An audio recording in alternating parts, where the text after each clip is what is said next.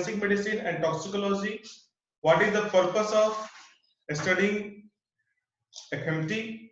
Now, in the topic medical legal procedure, there is necessity to understand the three words, that is the IPC, CRPC, IEA. आप लोग जब भी FMT पढ़िएगा सुनते होंगे कि IPC इतने के तहत, IPC धारा संख्या इसको कहते हैं हम लोग।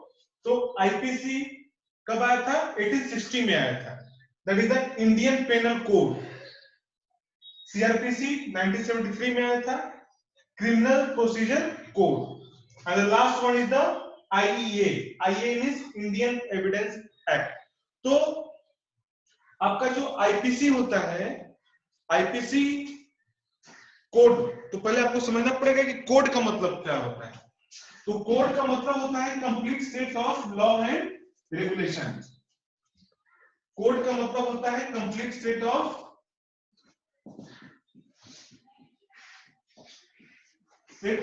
लॉ और रेगुलेशन। तो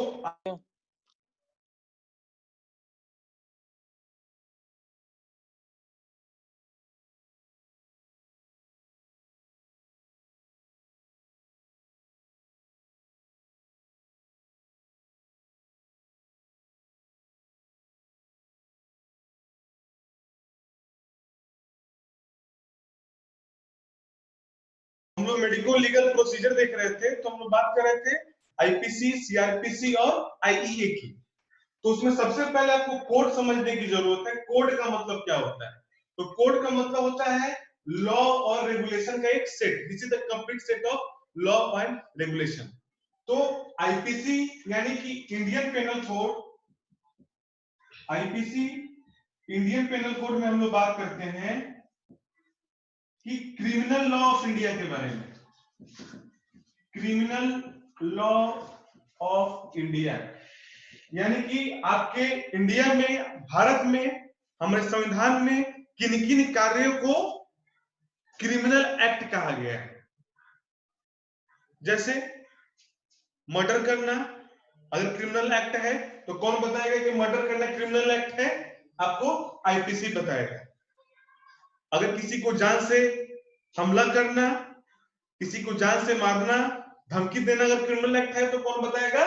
कि आपको इंडियन पेनल कोड बताएगा। क्राइम जो कोई भी केसेस बहुत टाइप के होते हैं, लेकिन क्रिमिनल केसेस कौन से हैं इसके बारे में बताता है आपका IPC। और किस क्राइम के लिए कौन सी सजा होगी। अगर किसी का मर्डर करने के जुर्म में अगर आपको सजा होना है, तो आपको क्या सजा होगा?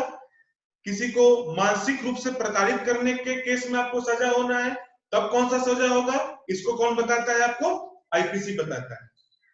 यानी कि it deals about the various criminal offences, it deals about the criminal law of India and it also deals about the punishment for a particular criminal act. Okay, उसके बाद आपका आता है CRPC। उसके बाद आपका आता है CRPC, 1973 में आया था आपका, यानी कि this is the criminal procedure code.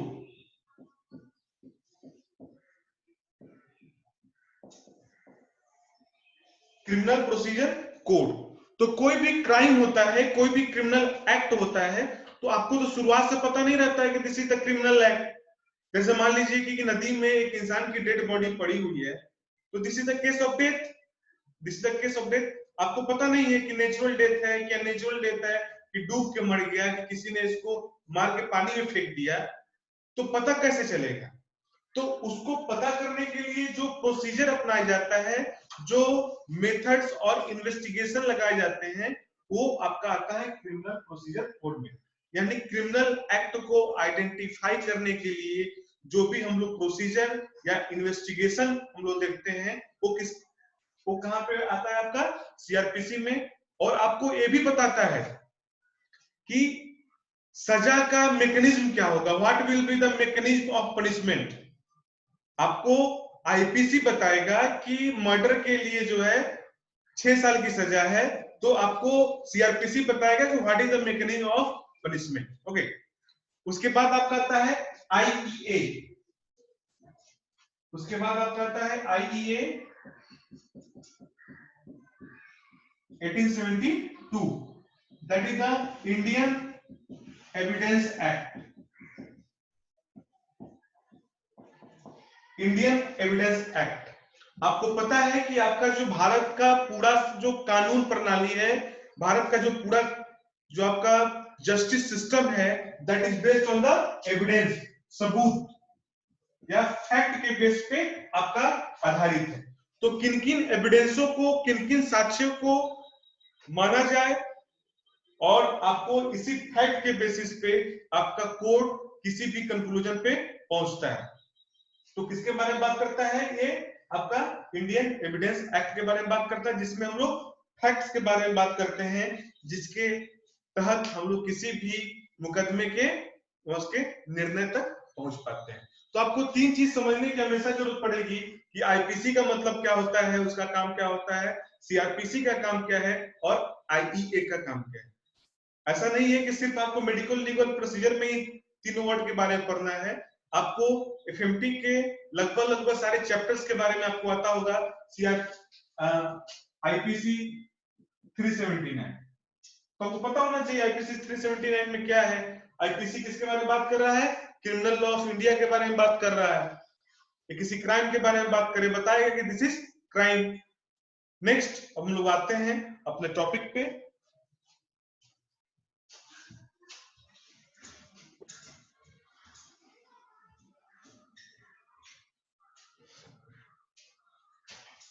आपको पता होगा कि जो डेथ है,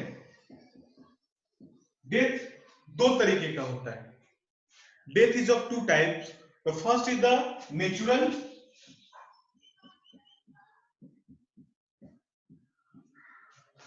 second is the unnatural,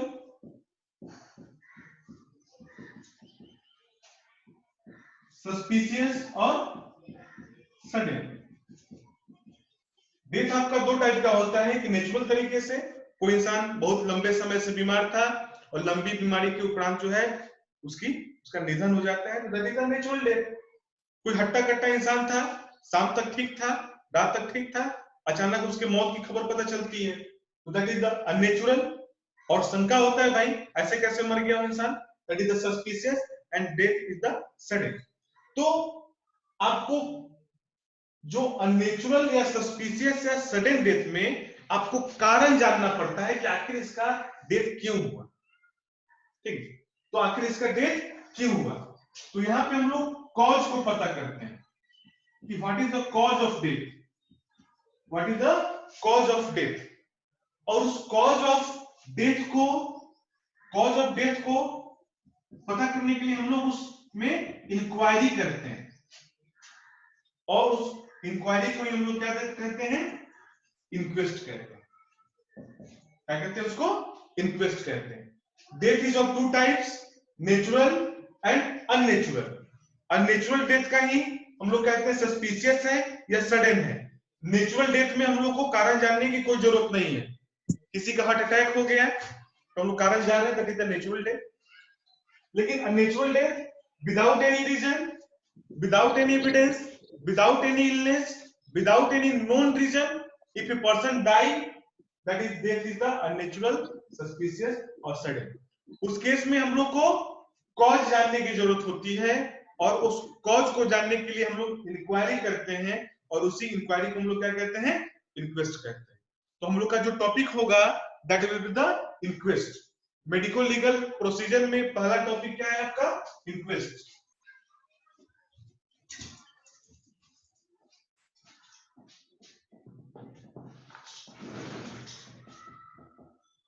inquest जो है आपका एक लैटिन वर्ड से बना है,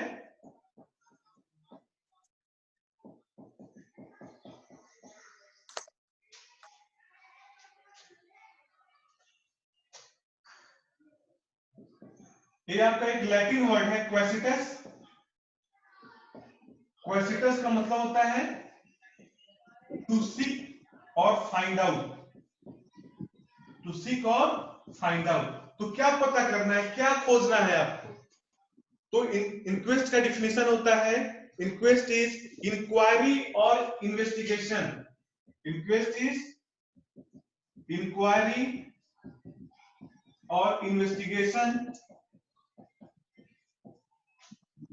into cause of death. Cause of death, आपको किसी भी मृत्यु के बारे में इंक्वायरी करना, जांच पड़ताल करना, उसके मृत्यु के कारणों का पता लगाना, और वो डेथ कैसा होना चाहिए। लेकिन शर्त है कि वो डेथ कैसा होना चाहिए, वे death is first unnatural, sudden and suspicious. तो किसी भी अननेचुरल डेथ में, सडन डेथ में या सस्पिशियस डेथ में उसके कारणों का पता लगाने के लिए जो हम लोग इंक्वायरी और इन्वेस्टिगेशन करते हैं वही इंक्वेस्ट कहलाता है। इंक्वायरी और investigation into the cause of death where death is unnatural, sudden और suspicious, this is known as the inquest. तो सबसे ज्यादा जरूरी ये है कि आपको जानने की जरूरत है कि किस किस टाइप के डेथ को हम लोग अननेचुरल मान सकते हैं, सडन मान सकते हैं या सस्पिशियस मान सकते हैं, किस किस केसेस में हम लोग को इन्वेस्ट कराने की जरूरत पड़ती है। तो इसमें कुछ पार्टिकुलर टाइप के केस दिए हुए हैं, देखते हैं हम लोग। Inquest is done in cases of, सबसे पहले कौन सा होना चाहिए आपका, सडन डेथ। कोई भी डेथ अगर सडन हो, अचानक हो जाए, तो आपको इंक्वेस्ट कराना है। कोई भी सुसाइड हो, अगर कोई इंसान अपने आप को मान लीजिए फांसी लगा लेता है, अपने आप को मार लेता है, तो हमको पता करना है कि आखिर उसने इंसान ने सुसाइड क्यों किया।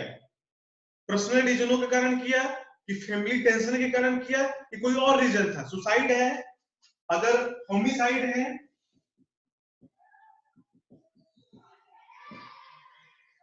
या आपका एक्सीडेंटल केसेस है। होमिसाइड मतलब कोई भी इंसान अगर दूसरे इंसान को मारता है तब।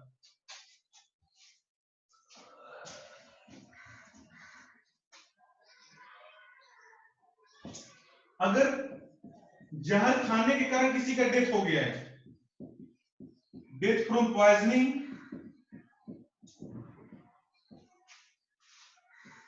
गिरने के कारण हो गया है, फॉल फ्रॉम हाइट, बर्न के केस में भी हम लोग क्या करवाते हैं, इंक्वेस्ट करवाते हैं। तो sudden death, suicidal death, homicidal death, accidental death, poisoning का केसेस, गिरने के कारण, हाइट से गिरने के कारण केसेस, बर्न के कारण केसेस, इस प्रकार केसेस में हम लोग क्या करवाएंगे, इंक्वेस्ट करवाएंगे। उसके बाद ऑपरेशन के समय भी अगर किसी पर्सन का डेथ ऑपरेशन के समय में हो जाता है, तो उस केसेस में भी हम लोग इंक्वेस्ट कराएंगे। तो ऑपरेशन के केसेस में आपको तीन कारण होता है, एक ऑपरेशन से पहले, एक ऑपरेशन के दौरान, एक ऑपरेशन के बाद में। आपको पता होना चाहिए कि ऑपरेशन से पहले, सर्जरी से पहले किसी भी पेशेंट को बेहोश किया जाता है, उसको एनेस्थीसिया देके बेहोश किया जाता है। तो लेकिन एक एनेस्थीसिया पॉइजन भी होता है, अगर ज्यादा डोज में दे दिया गया तो क्या करेगा, पॉइजन का काम करेगा। तो आपको देखना पड़ेगा कि ऑपरेशन के समय में जो डेथ हुआ है वो कहीं एनेस्थीसिया के कारण तो नहीं है, अंडर एनेस्थीसिया। उसके बाद